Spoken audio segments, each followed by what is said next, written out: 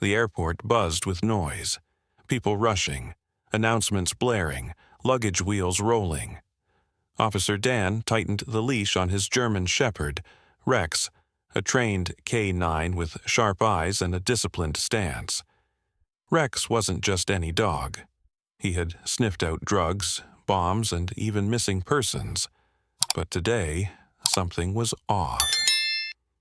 As they patrolled the arrivals area, Rex's ears perked up, his nose twitched, his muscles tensed. Dan followed his gaze.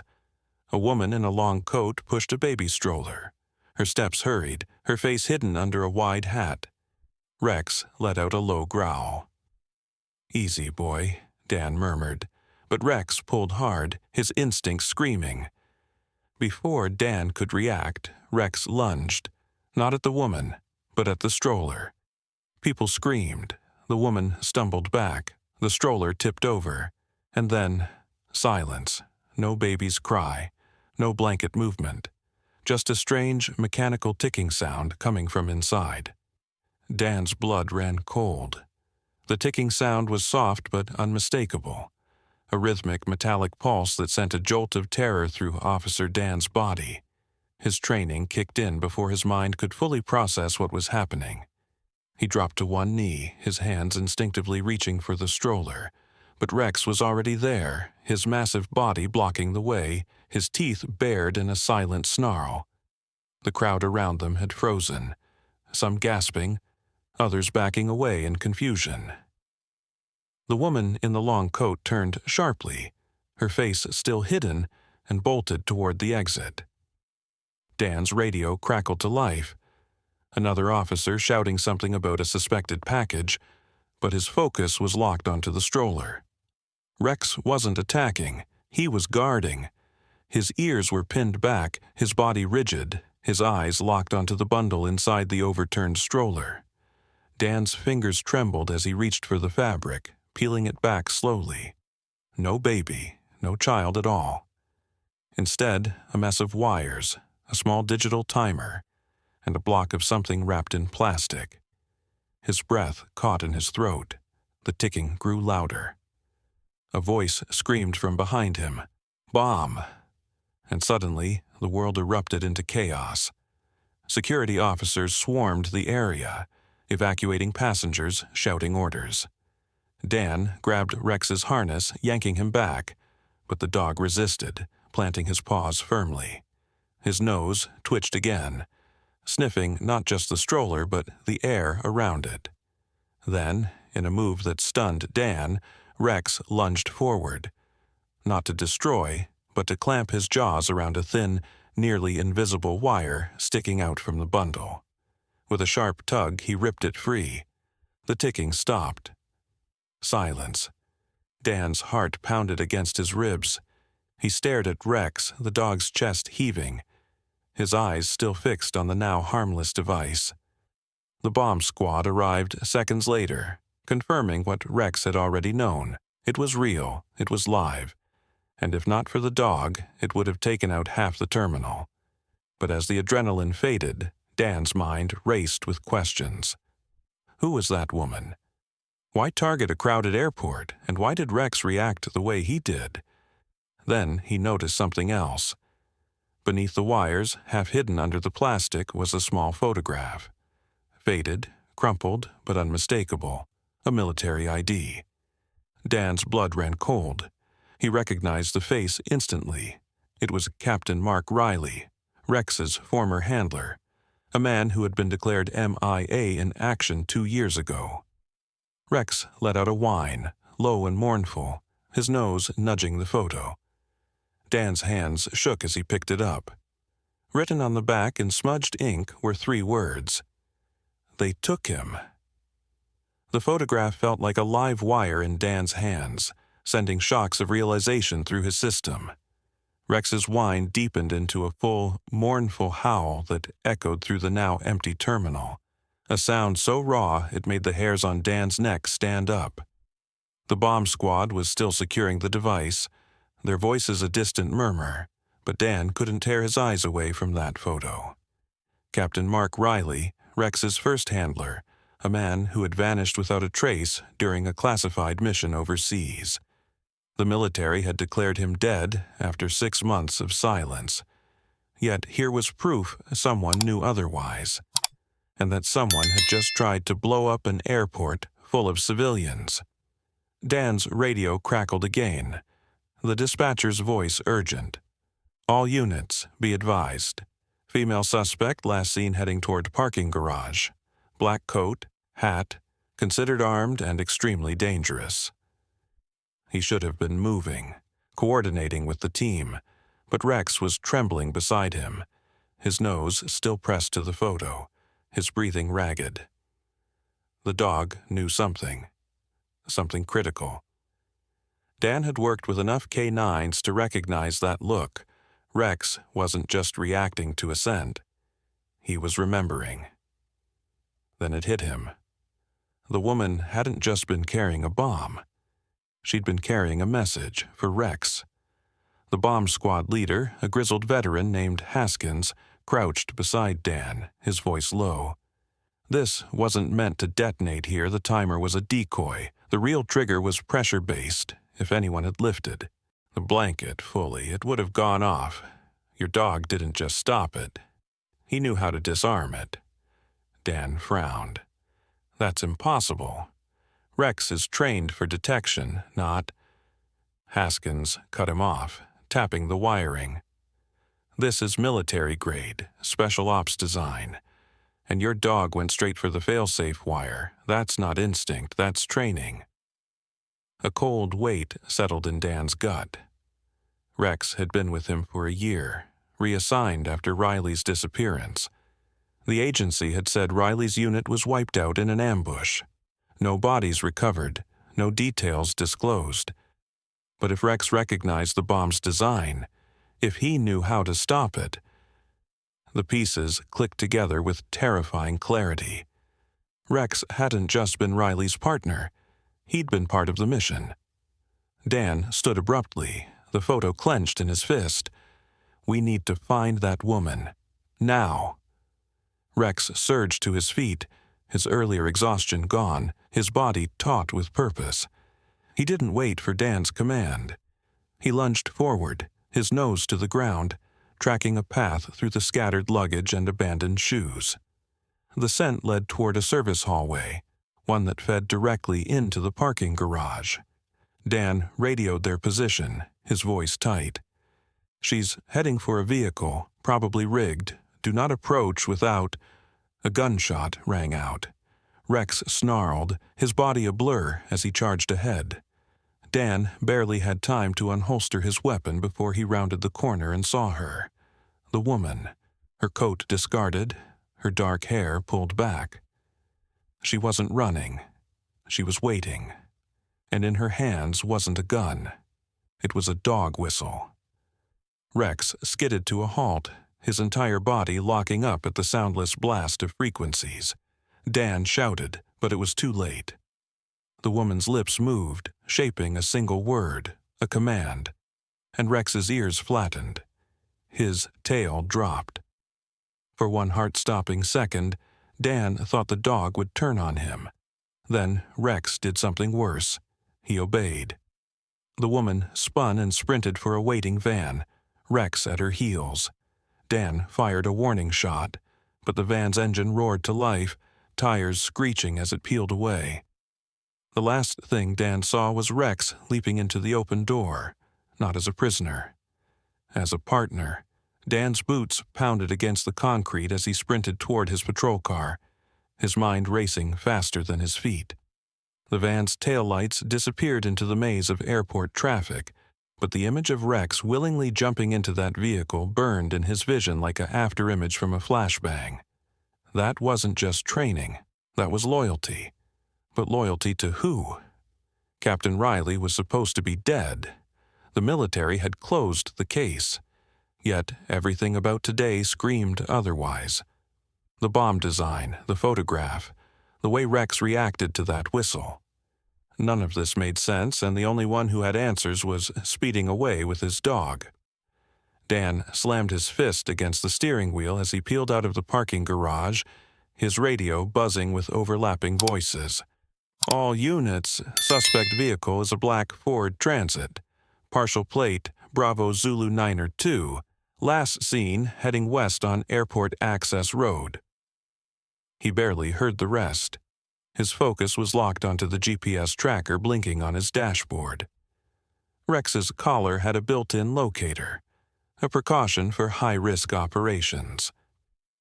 The signal pulsed steadily, moving fast toward the industrial district. Good. The woman might have taken Rex, but she didn't know about the tracker. Or maybe she didn't care.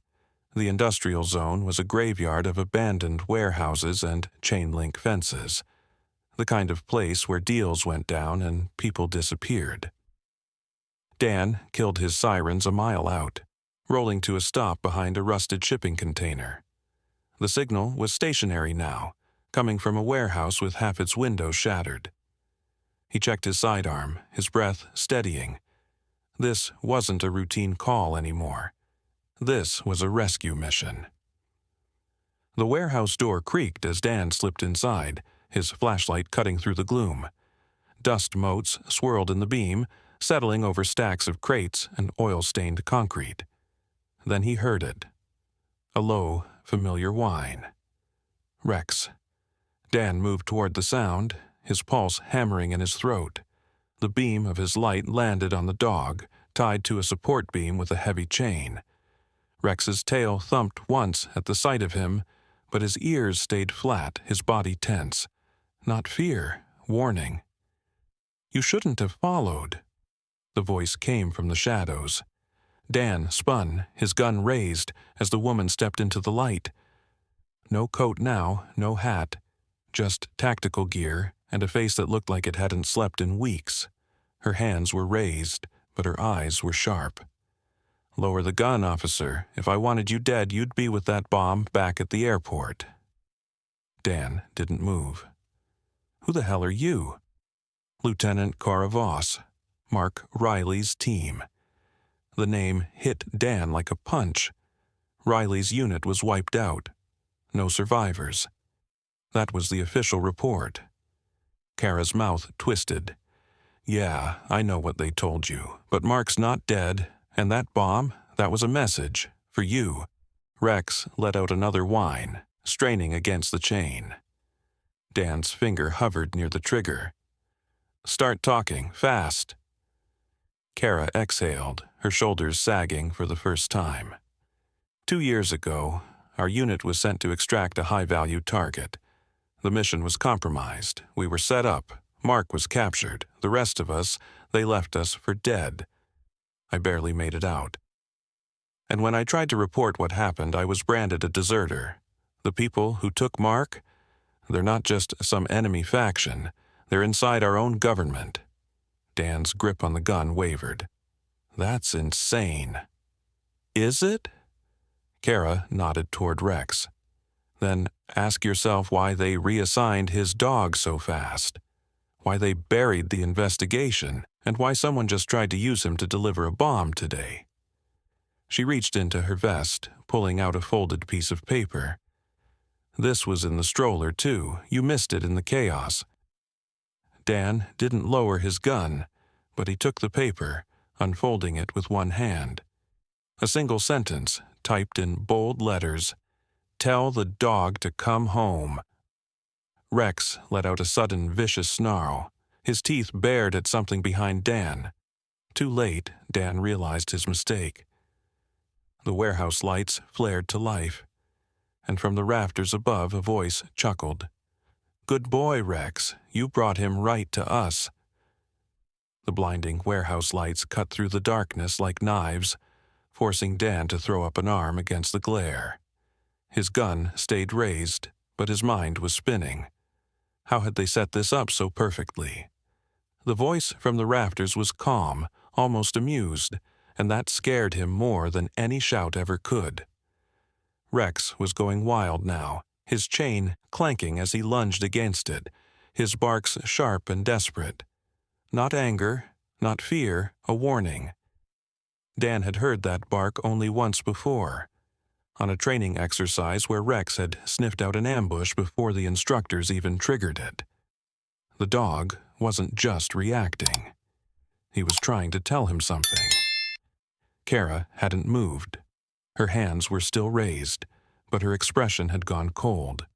"You led them here," she hissed at Dan, her voice barely audible over Rex's snarling. "That tracker in his collar, they used it." Dan's stomach dropped. The GPS. Of course, he'd been so focused on following Rex's signal, he never stopped to think who else might be watching it. The voice from above spoke again, closer now. "Drop the gun, officer, or we put a bullet in the dog first."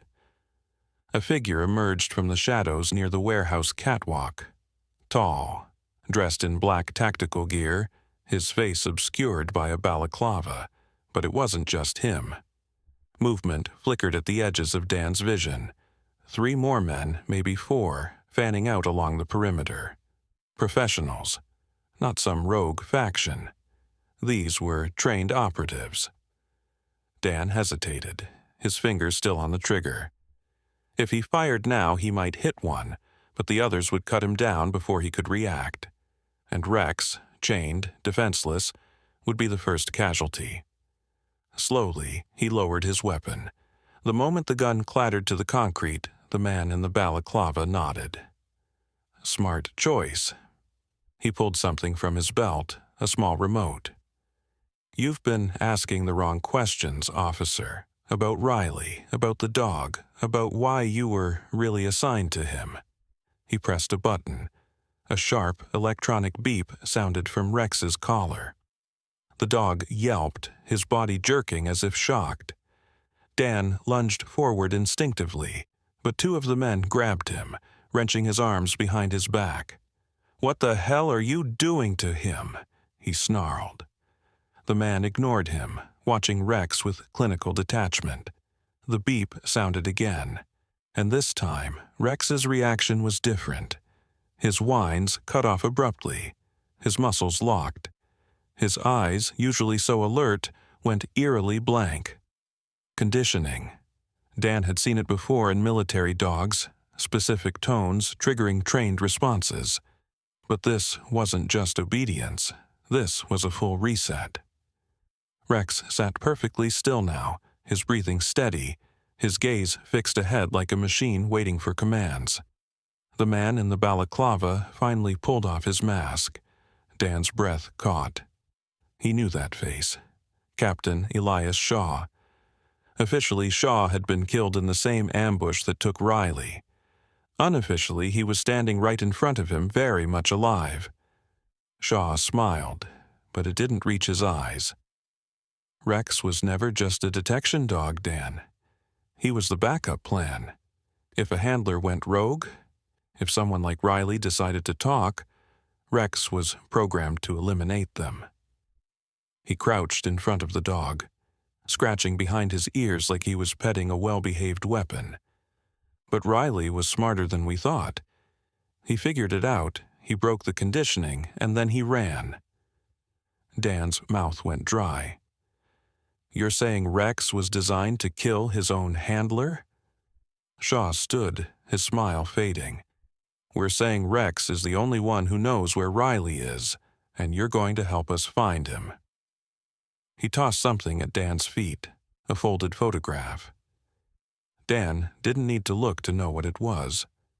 The same military ID from the airport. Riley's face. But this time, scrawled across the back in handwriting he recognized, Riley's own, was a message. "If you're reading this, they've got Rex. Don't trust him. Don't trust anyone. And for God's sake, don't let them activate Phase 3. Dan's fingers trembled as he gripped the photograph. Riley's warning burning into his mind like a brand. Phase 3. The words meant nothing to him, but the dread in Riley's handwriting was unmistakable. Shaw was watching him closely, that same cold amusement playing at the edges of his mouth, like he already knew Dan was scrambling to piece together a puzzle with half the pieces missing. The warehouse felt smaller now, the air thick with tension, the armed operatives circling like wolves waiting for the kill order. Rex sat motionless beside Shaw, his body rigid, his eyes glazed. No longer the loyal partner Dan had worked alongside for a year, but a weapon waiting to be aimed. Kara hadn't moved. Her hands were still raised, but her eyes flicked between Dan and Shaw, calculating. Dan could see the tension in her jaw, the way her fingers twitched like she was fighting the urge to reach for a weapon. She knew more than she was saying. A lot more. Shaw sighed, as if disappointed by Dan's silence. "Let me make this simple," he said, pulling a second device from his pocket, a sleek black remote with a single red button. "Rex here has a very specific set of commands. Most are for tracking, apprehension, standard K9 stuff. But Phase 3? He tapped the button lightly, not pressing it, just teasing the threat. "That's the fun one. Activate it and he doesn't stop, doesn't question, doesn't even feel pain. He just completes the mission. And right now, his mission is Riley." Dan's throat tightened. "You're full of shit. Rex would never—" "Wouldn't he?" Shaw interrupted, his voice dropping to a dangerous whisper. "You really think you know this dog better than the men who designed him? We imprinted his loyalty, we built his instincts. And if Riley messed with that, well," he shrugged. "Phase 3 resets everything, including whatever bond you think you two have." A chill ran down Dan's spine. He looked at Rex, searching for any sign of the dog he knew, the one who nudged his hand for scratches, who slept at the foot of his bed after tough shifts, who'd saved his life more times than he could count. But there was nothing. Just empty obedience. Kara finally spoke, her voice low and urgent. "Dan, listen to me. Riley didn't just run, he stole something. Something they can't let get out. That's why they're willing to burn everything, including Rex, to get it back." Shaw's smile vanished. Enough. He raised the remote, his thumb hovering over the button. "Last chance, officer, where is Riley?" Dan's mind raced. He didn't know. He had no idea where Riley could be or what he'd taken or why any of this was happening. But one thing was clear.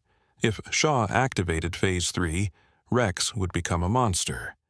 And Dan would lose him forever. Then, from the shadows near the warehouse door, a sound, a click, a single deliberate cocking of a gun. Every head turned. Standing in the doorway, silhouetted against the dim light, was a figure Dan had only seen in photographs. Captain Mark Riley. And his gun was pointed straight at Shaw. The warehouse seemed to hold its breath as Captain Mark Riley stepped forward, his weapon steady, his face gaunt, but his eyes sharp with a fire that hadn't been extinguished despite whatever hell he'd been through.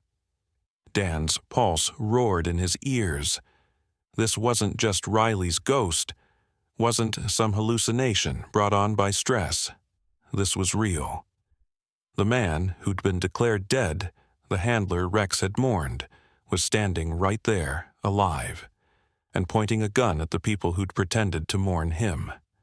Shaw's men froze, their weapons half raised, unsure whether to fire or retreat. Even Shaw looked thrown, his grip on the remote tightening like he was seconds away from pressing that button out of sheer panic. Rex, still locked in that eerie, conditioned stillness, didn't react at all. Riley's voice, when he spoke, was rough but clear. "Drop the remote, Elias. Or I put a bullet between your eyes before you can blink." Shaw's jaw clenched, but he didn't lower the device. "You're supposed to be rotting in a hole somewhere," he spat. "Yeah," Riley agreed, taking another step forward. The light caught the scars on his neck. Thin, precise, like surgical marks. "Turns out I'm harder to kill than you thought." His gaze flicked to Dan, just for a second, and something unspoken passed between them. A warning, an apology, Dan couldn't tell. Then Riley's focus snapped back to Shaw. But we're not here to talk about me. We're here to talk about Phase 3, about how you turned my dog into a weapon, about how you're planning to use him to clean up your mess. Dan's mind raced. None of this made sense. Riley was alive. Shaw was alive. The whole unit was supposed to be dead, but here they were, pointing guns at each other like some twisted standoff. And Rex was caught in the middle, a pawn in a game he didn't understand. Kara hadn't moved, but Dan saw her hand inch toward her hip where a knife was strapped to her belt. Shaw noticed too. "Don't," he warned, his thumb pressing lightly against the remote's button. "One move from any of you, and I activate him. And trust me, you don't want that." Riley's finger tightened on the trigger. "Last chance, Elias. Let the dog go." Shaw laughed, a harsh, broken sound. "Or what? You'll shoot me? Then who stops Phase 3? Who stops Rex from tearing out your throat the second I'm dead?" He tilted his head, mocking. "Face it, Mark. You lost the second you walked in here." A beat of silence. Then Rex moved, not toward Riley, not toward Shaw, toward Dan. The dog lunged so fast Dan barely had time to react, his body slamming into Dan's legs with enough force to knock him sideways. Dan hit the ground hard, the breath driven from his lungs, his vision swimming. For one heart-stopping second, he thought this was it. Phase 3 activated, Rex turning on him like Shaw had promised. But Rex didn't attack. He stood over Dan, his body a shield, his teeth bared in a snarl so vicious it sent Shaw stumbling back a step. Shaw's face went pale. "That's not possible, the conditioning—" Riley didn't hesitate. He fired. The shot hit Shaw in the shoulder, spinning him around with a cry. The remote clattered to the ground. Kara was on it in an instant, snatching it up and smashing it under her boot before Shaw could recover. The armed operatives hesitated, their loyalty clearly fraying now that their leader was bleeding on the concrete. Riley didn't lower his gun. "Anyone else want to test me?" No one moved. Dan, still on the ground beneath Rex's protective stance, stared up at the dog in shock. Rex's eyes were clear now, focused, the glassy emptiness gone. He was panting, his fur bristling, but he wasn't obeying Shaw's commands anymore. He was choosing, and he'd chosen Dan. Riley exhaled sharply, his shoulders sagging for the first time. "Told you he was smarter than they thought," he muttered. Then, to Dan, "We need to go. Now before backup arrives." Dan scrambled to his feet, his hands automatically going to Rex's harness. "Backup? What backup? What the hell is even happening?" Riley didn't answer. He was already moving toward the door, his gun still trained on Shaw's men. Kara fell into step beside him, her knife now openly in her hand. Dan had no choice but to follow, Rex at his side, his mind reeling with questions. But as they reached the exit, Riley paused, glancing back at Shaw, who was clutching his bleeding shoulder, his face twisted in rage. "You should have stayed dead, Elias," Riley said quietly. Then, to Dan, "And you should know, this isn't over. They'll send others. They'll keep coming." "Because of what I took?" Dan's stomach dropped. "What did you take?" Riley's mouth curved into a grim, exhausted smile. "Proof," he said. "Proof that Phase 3 was never just about Rex." He turned and walked out, leaving Dan standing there with 100 new questions, and the sinking feeling that whatever came next would be worse. The cold night air hit Dan's face like a slap as they burst out of the warehouse, the sound of distant sirens already cutting through the silence. Riley moved like a man who knew every shadow, every escape route. His steps quick and precise, despite the obvious pain in his movements. Kara kept pace beside him, her knife still out, her eyes constantly scanning the darkness. Dan followed, his fingers tangled in Rex's harness, the dog's warmth against his leg the only thing keeping him grounded in this nightmare. His mind was a whirlwind. Phase 3, Shaw's betrayal, Riley's resurrection. None of it made sense, and yet here they were, running from a threat he still didn't fully understand. They reached an unmarked van parked behind a rusted chain-link fence, its engine already running. Riley yanked the door open and shoved Dan inside without ceremony. Rex leapt in after him, his body tense, his ears flicking at every sound.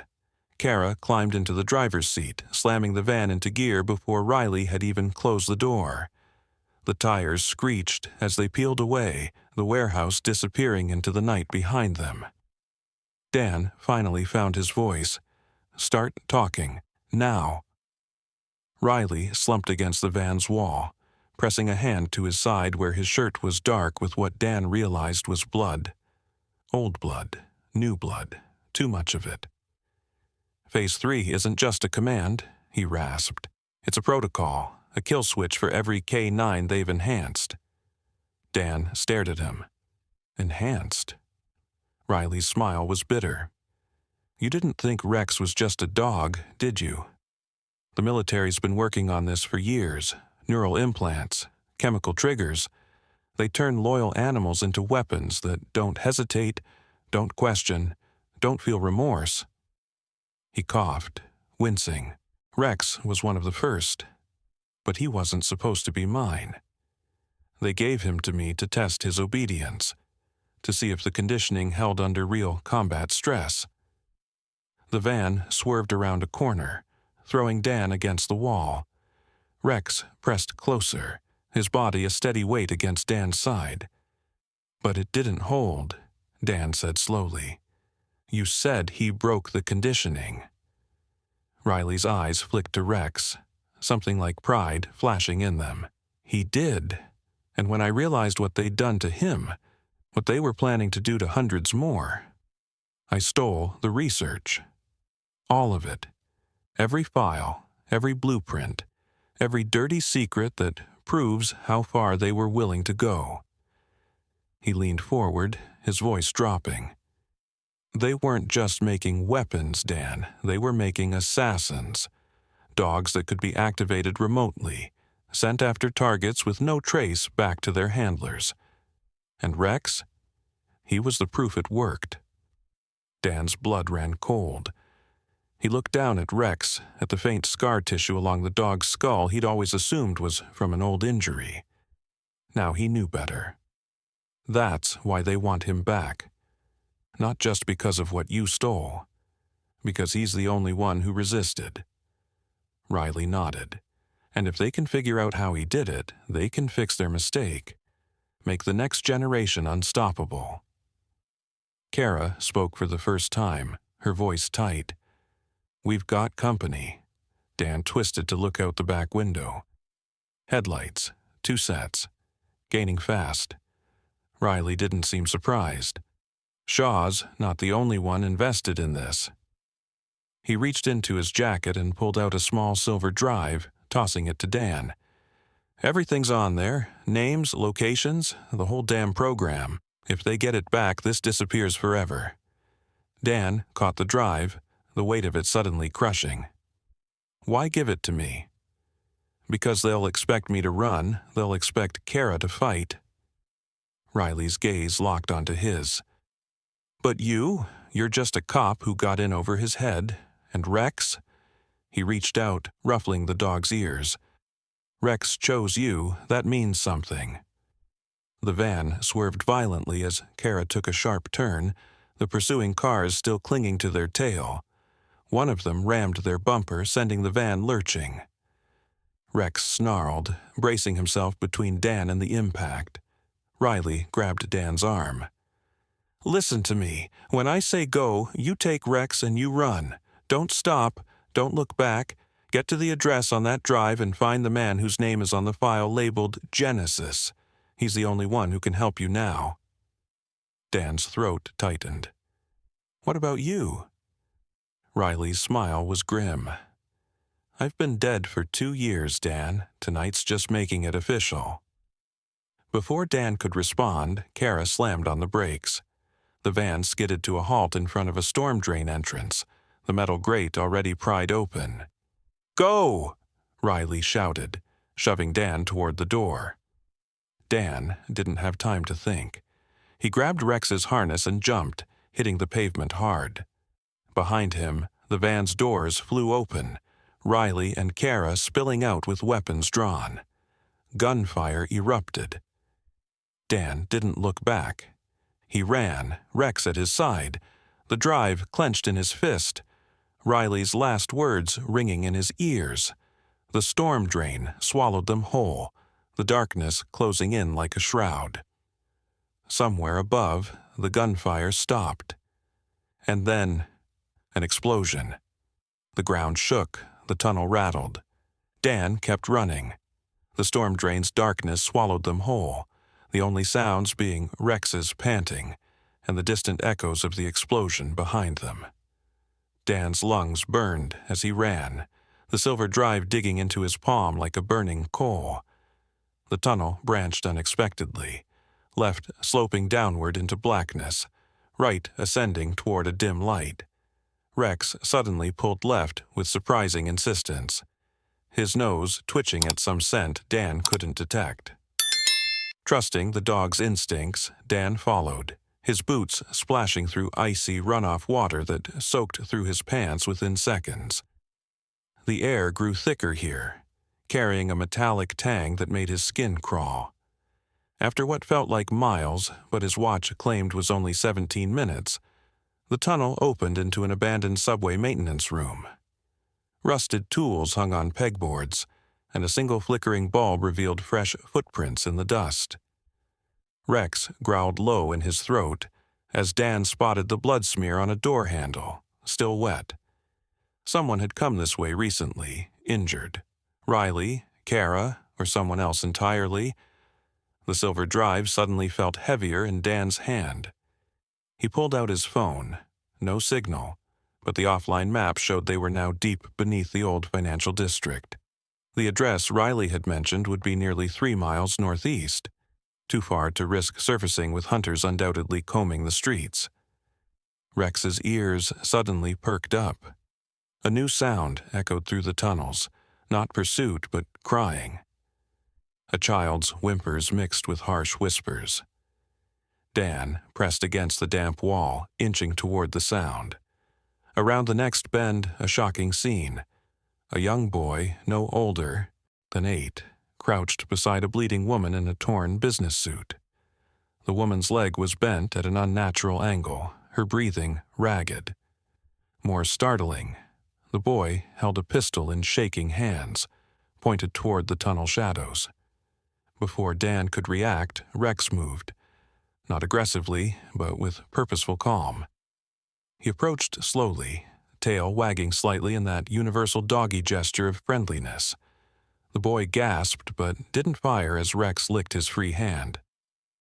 "He's like Max," the boy stammered. "Mom, he's like Max." The woman's eyes fluttered open, focusing on Dan with sudden intensity. You're with the Call 9 unit." It wasn't a question. Her bloody hand fumbled at her collar, revealing a security badge. Doctor. Eleanor Cho, Cybernetic Research Division. The same division stamped on files Dan had seen in Rex's paperwork. "They killed everyone at the lab," she gasped, "took the others, the puppies." Dan's blood ran cold. "What puppies?" The woman coughed, a horrible wet sound. "Generation 2, implanted in utero, no conditioning needed, born obedient." Her hand clutched at Dan's arm with surprising strength. "Your dog, he's special. The only one who rejected the implant naturally. They call him the anomaly." A new sound cut through the tunnel, not human, not mechanical, but something in between. A chorus of high-pitched whines and clicking joints. The boy began to sob. "They're coming back. The metal dogs are coming back." Rex's entire body tensed, his nose pointing down a side tunnel where shadows moved unnaturally, small, quadrupedal shapes with glowing green eyes. Not dogs, not exactly, but close enough to make Dan's stomach lurch. The lead creature tilted its head, emitting a sound that was almost a bark but laced with static. Then its jaw opened too wide, revealing not teeth but rows of needle-like syringes. Dr. Cho gasped one final warning. Genesis isn't a who, it's a where, the facility, beneath the old. Her words dissolved into a wet cough as the mechanical creatures advanced, their movements terrifyingly fluid. Rex positioned himself between Dan and the approaching horrors, his fur standing on end. For the first time since Dan had known him, the fearless German shepherd was trembling. Not from fear, Dan realized, from recognition. These things, he knew what they were, and that was somehow more terrifying than anything else. The tunnel's flickering lights cast jagged shadows across the mechanical creatures as they advanced, their movements too fluid, too precise to be purely mechanical. Each step was calculated, their glowing green eyes scanning Dan and Rex with an intelligence that went beyond programming. The lead unit tilted its head at an unnatural angle, emitting a sound that started as a growl but dissolved into static, like a corrupted recording of Rex's own bark played through broken speakers. The noise made Dan's skin crawl, his fingers instinctively tightening around his sidearm even as he knew conventional bullets would be useless against whatever armored plating protected these abominations. Rex stood his ground, but the trembling in his muscles had intensified into something more concerning. Dan had seen the German shepherd face down armed suspects, explosive threats, even a raging warehouse fire without flinching. This was different. Rex wasn't afraid. He recognized these things. The way his ears flattened wasn't from fear, but from some deep, instinctive revulsion. These creatures shared his DNA, his basic design, but twisted into something monstrous. The boy, no older than 8, his face streaked with tears and grime, clutched his mother's limp hand, his small frame shaking violently. The woman, Dr. Cho according to her bloodied security badge, was barely conscious, her leg bent at a sickening angle. What chilled Dan more than her injuries was the way her eyes locked onto Rex with desperate recognition. "He's like Max," the boy stammered between sobs, his trembling hands clutching a pistol too large for his small frame. "Mom, he's like Max." Dan had no time to process what that meant. The mechanical creatures were fanning out with military precision, cutting off escape routes. The lead unit's jaws split open too wide, revealing rows of needle-like syringes where teeth should be. A memory flashed. Rex's medical file, the unexplained puncture marks along his spine during his initial K9 physical. They'd written it off as old injuries. Now Dan understood. "Rex," Dan murmured, keeping his voice low and steady despite the adrenaline surging through him. "Cover me." The German shepherd didn't hesitate. As Dan lunged backward toward the maintenance room they'd passed, Rex charged forward with a thunderous bark that echoed off the tunnel walls. His teeth snapped inches from the lead unit's face, and for the first time, the mechanical creature faltered. Not from damage, but from some ingrained protocol. These things had been programmed with canine behavior patterns. They hesitated before attacking another dog. Dan crashed through the maintenance room door, his boots slipping on the damp concrete. The space reeked of mildew and rust, lit by a single flickering bulb. His hands scrambled across rusted tool racks. A fire axe with a splintered handle, lengths of copper pipe, then jackpot. An ancient welding torch, its fuel tank still half full. He grabbed it and a sparker just as a horrific yelp echoed from the tunnel. Rex. Dan didn't think. He didn't hesitate. He moved. The scene that greeted him froze the blood in his veins. Two of the creatures had Rex pinned, their needle jaws poised above his exposed throat. The third was herding the sobbing boy toward a service elevator Dan hadn't noticed before, its doors sliding open soundlessly, revealing a sterile white interior. But it was the fourth unit that made Dan's breath stop altogether. It stood motionless over Dr. Cho's body, its front limbs, not paws, Dan realized with dawning horror, but articulated surgical manipulators, unfolding to extract something from her skull. A tiny, blood-slicked chip glinted in the dim light before the creature swallowed it whole. The welding torch flared to life with a hiss of blue flame. What happened next wasn't a fight. It was an inferno. Dan swung the torch in a wide arc, the flame licking across the nearest creature's polymer hide. The thing shrieked, an ungodly digital scream that seemed to warp the air itself as its synthetic flesh bubbled and melted. The stench of burning plastics and something eerily organic filled the tunnel. Rex seized the moment, twisting with a snarl to sink his teeth into the second unit's hind leg. The crunch of breaking circuitry was drowned out by the boy's scream as the third creature dragged him into the elevator. Dan lunged, but too late. The doors were closing. Through the narrowing gap, he caught a glimpse of the boy's tear-streaked face pressed against the glass. And something else. A symbol stenciled on the elevator wall in stark black. Gamma. Gamma. Genesis wasn't a person, it was a facility, and they'd just shown him the way in. The remaining creatures disengaged abruptly, retreating down the tunnel with eerie coordination. Rex made to pursue, but Dan grabbed his harness. "No!" he hissed. The German shepherd whined, his body vibrating with tension, but obeyed.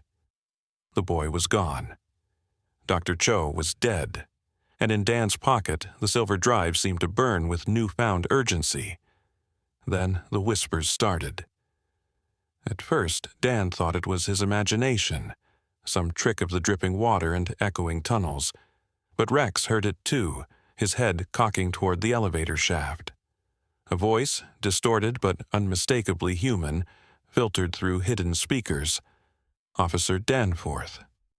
The voice was calm, almost pleasant, like a customer service recording. "We have the child. You have 30 minutes to surrender the anomaly and the drive. Or we activate Phase 3 in every Generation 2 unit currently deployed across the city." A pause. Then, with chilling casualness, "Tick-tock, officer. How many children do you think are tucked safely in bed right now, with their new family dogs?" The transmission cut off with a finality that echoed louder than any gunshot. Somewhere above them, in the sleeping city, thousands of unsuspecting families had welcomed these horrors into their homes. Family-friendly companion drones, the news had called them when they launched last Christmas. The future of pet ownership. Dan remembered the ads. Smiling children hugging mechanical dogs that never shed, never got sick, never disobeyed. And now those same pets were in every burrow, waiting for a signal. Rex pressed against Dan's leg, his warm, living weight the only anchor in the storm. The countdown had begun. 30 minutes to stop an apocalypse, and the only way in was through the belly of the beast. The elevator shaft yawned before them like the throat of some ancient beast, its steel cables humming with tension. Dan wiped sweat from his eyes, his fingers leaving streaks of soot and blood across his forehead. The welding torch's flame cast flickering shadows that made the service ladder appear to twist and move like a living thing. Rex whined low in his throat, his nose pressed against the elevator doors where the boy's scent had vanished. That scent, fear, sweat, bubblegum shampoo, and something metallic, hung in the air like an accusation. Dan's watch beeped softly. 27 minutes remaining. He jammed the pry bar into the elevator door's seam, his muscles screaming in protest. The metal groaned but held. Somewhere above, water dripped in a steady rhythm, each drop sounding like a ticking clock. Rex suddenly stiffened, his ears swiveling toward a sound Dan couldn't hear. The dog's lips peeled back in a silent snarl as the scent of ozone and rotting meat wafted through the crack in the doors. The elevator shaft wasn't empty. Something was moving in the darkness above them. Not mechanical. This time, not entirely. Dan threw his weight against the pry bar, and with a shriek of protesting metal, the doors slid open just enough to squeeze through. The shaft beyond was a vertical tomb, the elevator car itself suspended somewhere far above. The ladder's rungs were slick with something viscous that glistened in the torchlight. Not oil, but a translucent gel that pulsed faintly, as if alive. Biomechanical interface fluid, Dan muttered, remembering Dr. Cho's last words. The implants. The way those things had surgically extracted the chip from her skull. Rex hesitated at the threshold, his paws leaving bloody prints on the concrete. The dog had never refused an order before. Then Dan saw why. Embedded in the shaft walls at irregular intervals were glass pods, dozens of them, each containing a floating canine form in various stages of assimilation. Some still looked like normal dogs, their bodies twitching in suspended animation. Others were nightmarish hybrids, their flesh fused with gleaming metal endoskeletons, their skulls split open to reveal pulsating neural interfaces. The nearest pod held a golden retriever with its chest cavity exposed, its beating heart entwined with fiber-optic cables that pulsed in time with its breaths. Rex let out a sound Dan had never heard from him before, a high, keening wail of grief. The ladder shook. Dan looked up to see the cables vibrating, the elevator car beginning its descent. There was no time. He grabbed Rex's harness and jumped into the shaft just as the doors slammed shut above them. They fell into darkness, the torch tumbling from Dan's grip, its flame revealing flashes of the horror surrounding them. More pods, more half-transformed animals, then impact. Not the bottom of the shaft. A service platform Dan hadn't seen. The breath exploded from his lungs as he hit the grated metal, Rex landing beside him with a yelp. The torch clattered through the gaps, its dying light revealing what lay below. A cavernous chamber stretched into impossible darkness, its floor a mosaic of glowing circuitry arranged in the same gamma symbol. At its center stood a massive organic-looking structure, part machine, part something else, its pulsating veins carrying not blood, but that same translucent gel. Suspended within it like a grotesque fetus was a humanoid figure, its limbs fused with the machinery, its face obscured by a breathing apparatus. The Genesis core. Dan's radio crackled to life with a burst of static. "You're late, officer." The voice was different now. Not the calm customer service tone, but something raw and multi-layered, as if multiple voices spoke simultaneously. "But you brought the anomaly. How? Consider it." The elevator car slammed into the platform above them, its doors sliding open to reveal a dozen motionless figures. Children, their eyes glassy and unfocused, each holding the leash of a Generation 2 unit. At their center stood the boy from the tunnel, his tear-streaked face now eerily calm. In his small hands he held a detonator. "Phase 3 is already active," the voices chorused through the children's mouths. "But you already knew that, didn't you, Rex?" The German shepherd's entire body shook as the core's breathing apparatus retracted, revealing a face Dan had only seen in photographs. Captain Mark Riley's face. His lips peeled back in a smile that showed too many teeth. Welcome home, boy. The air in the chamber grew thick with the scent of ozone and something organic, like wet earth and copper. The Genesis core pulsed rhythmically, its veins of glowing gel throbbing in time with the mechanical heartbeat of the monstrosity at its center. Captain Mark Riley's face, half hidden behind the breathing apparatus, was both familiar and horrifically wrong. His skin had taken on a waxy, synthetic sheen, and his eyes, once sharp and alert, now glowed the same eerie green as the mechanical creatures. Dan's breath came in ragged gasps. His body ached from the fall, his mind struggling to reconcile the man in front of him with the hero he'd heard stories about. Rex, still trembling beside him, let out a low, broken whine. This wasn't the reunion either of them had imagined. "You're not Riley," Dan said, forcing the words through clenched teeth. The thing wearing Riley's face smiled, its lips stretching too wide. "Not entirely," it admitted, its voice a grotesque blend of human speech and mechanical distortion. "But enough of him remains to remember, to know what you took from him."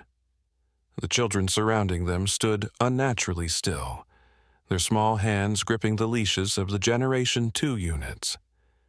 The boy from the tunnel met Dan's gaze, his eyes empty of fear, of recognition, hollow vessels waiting to be filled. Dan's fingers twitched toward his sidearm, but he knew it was useless. Bullets wouldn't stop what was happening here. "You were never supposed to find this place," the Riley thing continued, its voice dripping with mock sympathy. "But Rex was always the outlier, the one who resisted, the one who remembered." It tilted its head, studying the German shepherd with something like fascination. "We tried to reprogram him, of course, to make him obedient, but his neural pathways were unique." Rex growled, the sound vibrating through Dan's legs where the dog pressed against him. The core pulsed brighter, the light reflecting off the children's blank faces.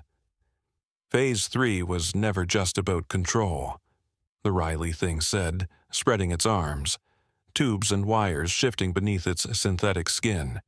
"It was about evolution, a world where loyalty is guaranteed, where disobedience is removed." Dan's stomach twisted. They hadn't just been turning dogs into weapons. They had been rewriting their very nature. And Rex had been the only one strong enough to fight it. The boy's finger tightened on the detonator. Dan had seconds to decide. He dropped to one knee, pressing his forehead against Rex's. "I need you to trust me," he whispered. The dog's warm breath ghosted over his face, his dark eyes filled with understanding. Then Dan moved. He lunged, not for the Riley thing, not for the detonator, but for the core itself. The silver drive, still clutched in his hand, sparked as he slammed it into the pulsating veins of the structure. The reaction was instantaneous. The core shrieked, a sound like tearing metal and human screams, as the virus embedded in the drive tore through its systems. The children collapsed, their small bodies going limp as the hold over them shattered. The Generation 2 units spasmed, their mechanical limbs locking as their programming unraveled. The Riley thing staggered, its face contorting between rage and something else, something human. For a brief, heartbreaking moment, Dan saw recognition in its eyes. "Rex," it gasped, the voice purely Riley's now. "Protect." Then the core exploded. Dan was thrown backward, the force of the blast rattling his bones. He hit the ground hard, his vision swimming. Through the smoke and debris, he saw Rex, limping but alive, dragging the unconscious boy to safety. Silence settled over the ruins of Genesis.